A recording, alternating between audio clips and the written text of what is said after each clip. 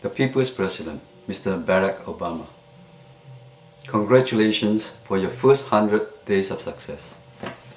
I give you 2 thumbs up and the A grading.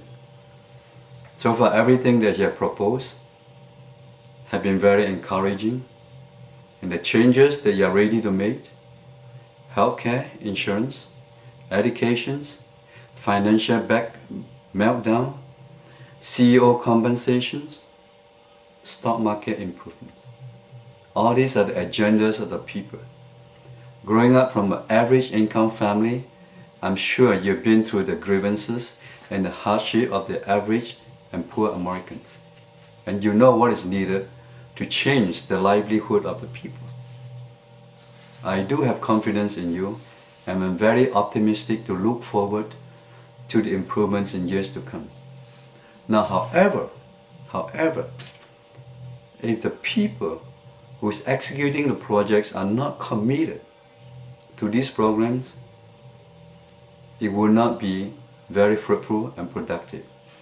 I would like to talk about the financial issues, the loan modifications, and the reductions of the mortgage rate and payment that you have pitched many times. I'm one of the American citizens who lost a job 1.5 years ago. I'm still struggling with my mortgage payment, the healthcare costs, and the daily expense. My interest rate currently is at 6.5%, which is much higher than the 4.5% of the current rate. So in February, I decided to contact the bank, Chase Bank. I wrote a letter to Mr. Jamie Dimon, the President CEO, and requested him for a loan modification of my mortgage. Mr. Jamie was kind enough to assign this project to one of his executive staff, Miss Sarah Spratland. And Miss Sarah did contact me at the beginning of March and requested some documents. So on March the 15th, I've submitted all these documents to her for review. And I've been following through with telephone calls to Miss Sarah. Unfortunately, she's always not on the phone, and when I left messages for her, she never returned my call. So I waited for over a month. Out of frustration, I wrote another letter to Mr. Jamie again. Request him to follow through and tell him what the problem is. Today is May 2nd. Guess what? I got a call from Miss Sarah 2 days ago. And she told me one of their lady, an analyst lady, her name is Elaine Rodriguez, will review my file and she'll call me right away. So I said, that's fine. She gave me her contact number. Guess what?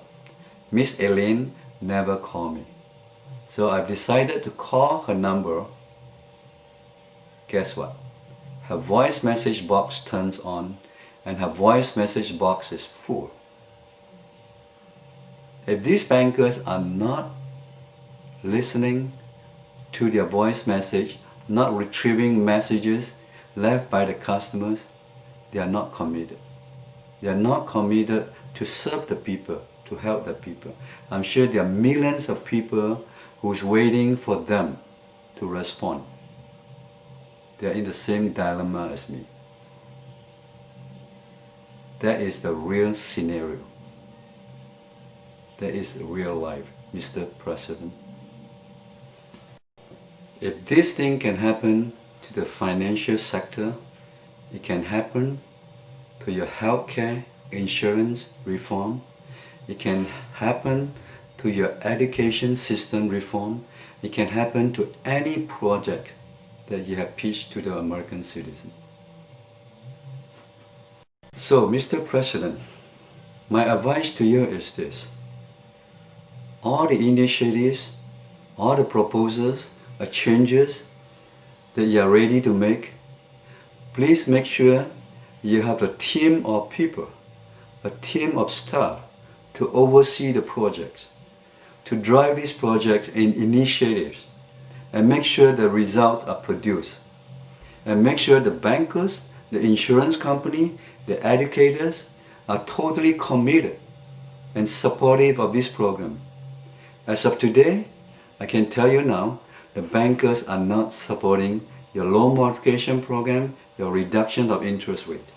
They don't really care. All they care is high compensation rate, a lot of bonuses, a lot of stock grants, stock options grant.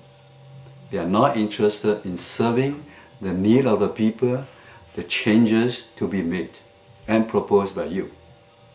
So if you don't have a team to oversee the project, in a year or 2 years' time, you will realize nothing has been done. No changes have been made.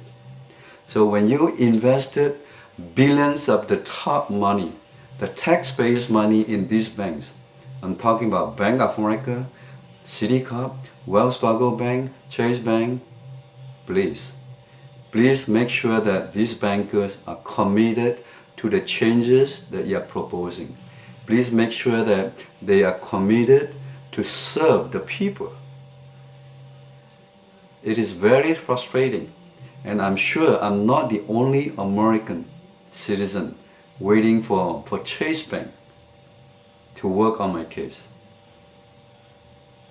So, last but not the least, I'm looking forward to some concrete results in years to come, and when that happens, I will tell you, Mr. President, the People's President, you have done an excellent job in serving the people of America. The citizens of America will be much appreciated. Thank you, God bless you and your family.